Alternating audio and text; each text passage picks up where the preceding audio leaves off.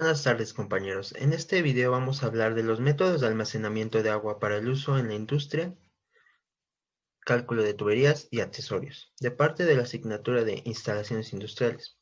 Los alumnos que presentarán son Contreras Mata Marco Josué y Flores Morelos Raúl, su servidor. Ahora, antes de abordar el tema principal, vamos a hablar de algunos antecedentes. El primero es la importancia del agua en la industria.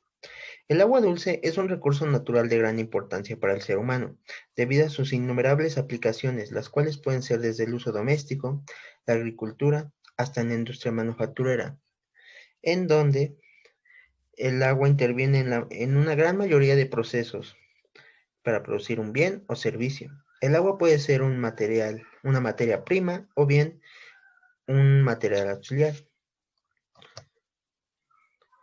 Otro concepto que vamos a hablar que vamos a explicar son ¿qué es una instalación industrial? La cual es un conjunto de elementos como lo son tinacos, tanques elevados, cisternas, tuberías de succión, descarga y distribución, válvulas de control, válvulas de vapor, bombas, etcétera, las cuales nos proporcionan agua caliente, agua fría, vapor, dependiendo del uso de la instalación. Otro factor que también vamos a considerar es la calidad del agua, la cual es un término que se refiere para describir las características químicas, físicas y biológicas del agua. La calidad del agua depende principalmente del uso que se le va a dar. El impacto humano en sistemas acuíferos ha causado que esta calidad baje. Otra causa que también origina tener una mala calidad de agua se debe a la mala distribución o a los almacenes que deterioran el agua en una instalación, si ésta se conserva mucho tiempo. Otro tema que vamos a hablar, que ya es el principal, son los sistemas de almacenamiento de agua. Una vez que se realizó la acometida, se distribuye el agua al interior del edificio por medio de algún sistema de distribución. Algunos tipos de distribución requieren tanques de almacenamiento, por tanto, es recomendable la construcción de un elemento el cual pueda almacenar agua suficiente para aquellas ocasiones en las que se escasee el agua o por cuestiones de mantenimiento.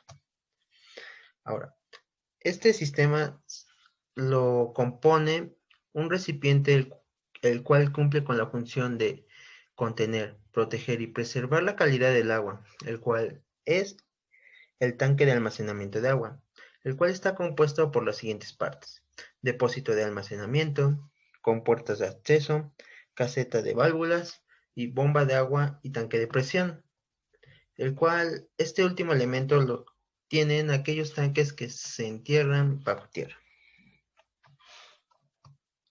Ahora vamos a hablar de los tipos de sistemas de almacenamiento de agua en la industria. El primero son los tanques semi-enterrados o cisternas, los cuales tienen parte de su estructura bajo el nivel del terreno y parte sobre el nivel del terreno. Pueden construirse mediante ladrillos, tabiques de concreto, etc. Se emplean generalmente cuando la topografía respecto al punto de alimentación es suficiente y el terreno presenta dificultades de excavación. Permiten un fácil acceso a las instalaciones del propio tanque. Una cisterna es una instalación muy práctica porque facilita el almacenamiento de grandes volúmenes de agua. Además, al ser subterránea, favorece el mejor aprovechamiento de los espacios de trabajo. Cabe señalar que en las cisternas son muy eficientes porque sus superficies son impermeables. Otra ventaja que ofrecen estos sistemas de almacenamiento es que además de agua pueden contener otros materiales que las industrias ocupan para trabajar, por ejemplo, la gasolina. Los tanques enterrados tienen como principal ventaja el proteger el agua de las variaciones de temperatura y una perfecta adaptación al entorno. Ahora siguen los tanques superficiales. Los tanques superficiales están construidos sobre la superficie del terreno. La construcción de este tipo de tanques es común cuando el terreno es duro o conviene no perder altura y se tiene la topografía adecuada. Operan adhiriéndose a estos sistemas de bombeo que permiten darle más dinámica al agua que se suministrará. Su mayoría son de concreto reforzado. Y por último, los tanques elevados. Si no es posible construir un tanque superficial porque no hay proximidad entre las zonas a servir y un terreno con elevaciones adecuadas, se utilizan estos tanques. El tanque elevado es una estructura que incluye el depósito, la torre, estructura de apoyo y además algunos accesorios. La torre frecuentemente se construye de acero y de concreto reforzado. Su capacidad oscila entre 10 a 1000 metros cúbicos de agua y su altura se encuentra entre 10 y 20 metros. Su ubicación tiene mayor beneficio si está en el centro del área de consumo. La forma más simple de los tanques elevados está constituida de un cilindro que descansa sobre una semiesfera y su cubierta tiene una forma cónica. Existen otras formas que son más complejas, tales como las elípticas, ovoidales, esféricas, etc. Ahora vamos a hablar del cálculo de tuberías y accesorios. Bueno, ya vimos los métodos de almacenamiento de agua. Ahora vamos a ver el cálculo de tuberías y accesorios. Para eso necesitamos tener claro conceptos que nos van a servir para ayudar a la energía necesaria o la potencia necesaria para el motor. Y primero los conceptos son sobre el flujo laminar y turbulento. Sabemos que hay dos tipos de flujo. El laminar, que siempre es a bajas velocidades y con una viscosidad igual a 1 o cerca de 1, ¿no? Y sabemos que en los fluidos reales la existencia de la viscosidad hace que aparezca una resistencia al movimiento entre dos capas continuas de fluido. Entonces, por aquí tenemos la fórmula para calcular el número de Reynolds, que es igual al diámetro de la tubería por la velocidad, por la densidad, sobre el coeficiente de viscosidad. Aquí podemos ver cómo es el flujo laminar. Sobre una capa sobre otra y no hay turbulencias. Por el contrario, en un flujo turbulento, las capas no tienen un solo sentido, ¿no? Entonces hay obstrucción y fricción entre capas y fricción entre la tubería. Para estudios técnicos, si el número de Reynolds es menor a 2000, el flujo se considera laminar. En caso contrario, si el número de Reynolds es mayor a 4000, el flujo se considera turbulento. Otro concepto importante es ver el teorema de Bernoulli, que es una forma de expresión de la aplicación de la ley de la conservación de la energía. Entonces, por ejemplo, podemos elegir dos puntos cualquiera en este diagrama y pues podemos llegar a una ecuación que va a determinar que en un punto toda la, la altura va a ser igual en el otro punto. Por ejemplo, aquí tenemos que la altura es igual a la altura de un punto, que será punto 1, más la altura debido a la presión y más la altura debido a la velocidad. Entonces, esto va a estar en términos de metros. El factor de fricción se determina experimentalmente, pero como ya vimos el número de Reynolds, también depende mucho de si es menor a 2000 o mayor a 4000. ¿No? También es importante considerar la rugosidad relativa de cada tipo de tubería, cada tipo de material. Y si el flujo es turbulento, se encuentra tabulado, ¿no? O sea, este es cuando el flujo es laminar y únicamente se utiliza el número de Reynolds. Cuando el flujo es turbulento, tenemos que usar el diagrama de Moody. Y aquí podemos entrar con el número de Reynolds o con la rugosidad relativa. Aquí encontramos la fricción. También hay que tener en cuenta que la corrosión, incrustaciones, etcétera, aumenta la rugosidad de las tuberías, modificando el factor de fricción, ¿no? Entonces, esto se hace con un ideal, que las tuberías son nuevas y limpias. Bueno, pasamos a la fórmula de Darcy-Weisbach. Y el flujo de fluidos en tuberías está siempre acompañado de rozamientos, ¿no? Eso es claro. La pérdida de energía disponible. Entonces, debido a todas las fricciones hay pérdida de energía. Tenemos que considerar esas pérdidas al final para calcular la potencia necesaria para todo el sistema.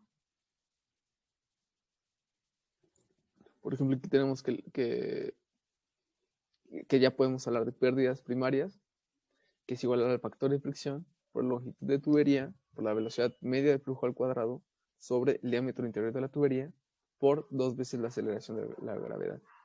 Entonces, ¿cómo salió esta fórmula? ¿Cuál era uno de los principios para determinar que había pérdidas? Es que si en una tubería ponemos 2 manómetros en 2 puntos diferentes, vamos a ver que hay una pérdida de presión, ¿no? Entonces, por eso sabemos que hay una pérdida,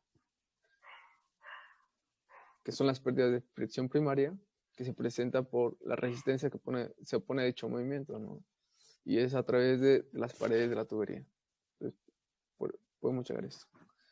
Pero también hay pérdidas por fricción secundaria, ¿no? Que son cargas localizadas o pérdidas secundarias debidas a elementos singulares de la tubería, como codos, atrachamientos, válvulas. Y cada uno de estos accesorios tiene un diferente coeficiente como de pérdida. Entonces, aquí tenemos que las pérdidas secundarias son iguales al coeficiente determinado en forma empírica por la velocidad media al cuadrado sobre 2 veces la gravedad. Todo esto va a estar dado en metros. Aquí tenemos la tabla de valores del coeficiente en pérdidas singulares. Vemos que cada accesorio tiene una pérdida diferente. Por ejemplo, entre mayor sea el coeficiente, quiere decir que hay mayor pérdida a causa de ese accesorio. Por ejemplo, una válvula esférica totalmente abierta. Tenemos válvulas totalmente abiertas. ¿Cuánto representan las pérdidas? Tenemos válvulas de compuerta abierta 3/4 parcialmente. Entonces podemos ver cómo se va comportando. Claramente, mientras esté más cerrada, va a haber mucho más pérdida, ¿no? También tenemos codos. Aquí están las pérdidas. Y mientras el ángulo del codo disminuye, obviamente las pérdidas van a ser menores. Y todo eso lo tenemos que considerar para ver la potencia necesaria que necesitamos. Bueno, ahora ya tenemos los conceptos como antecedentes y ya viéndolo de una forma aplicada, tenemos la bomba, tenemos el punto de aspiración, el punto de impulsión. Entonces tendremos que calcular todo esto, todas las pérdidas que hay en la tubería, más la altura, y con eso podemos saber la potencia que requerimos para hacer llegar el agua hasta acá. Bueno, esto es la fórmula de Bernoulli. Vimos que si la manejamos en 2 puntos, tenemos punto 1, punto 3, podemos determinar cuánta altura necesitamos, o bueno, cómo se refleja en altura, y para calcular la potencia del motor necesitamos saber la altura. Aquí tenemos la altura del punto 1, tenemos la velocidad, la presión, también tenemos la cabeza neta de la bomba. Aquí tenemos pérdidas desde el punto 1 hasta el punto 3, que ya lo vimos anteriormente cómo calcularlo. Necesitamos el factor de fricción, necesitamos la viscosidad del fluido, necesitamos la velocidad, etc. Entonces, tendremos que desarrollar esta ecuación y finalmente podríamos calcular la potencia del motor de la bomba. Aquí tenemos la densidad por la gravedad, por la cabeza neta de la bomba, que se obtiene de la fórmula anterior. Tenemos el caudal y 746 para poder llegar a la equivalencia a un caballo de fuerza. Y E, que es la eficiencia de la bomba, ¿no? Cada bomba tiene una determinada eficiencia y también es importante considerarlo para llegar a la potencia que necesitamos. Bueno, básicamente es todo. Por el tiempo creo que no podemos extendernos más, fue muy superficial, pero vimos que tenemos que considerar, vimos todos los aspectos que tenemos que considerar para llegar a los cálculos. Bueno, esto sería todo por parte de nosotros y gracias.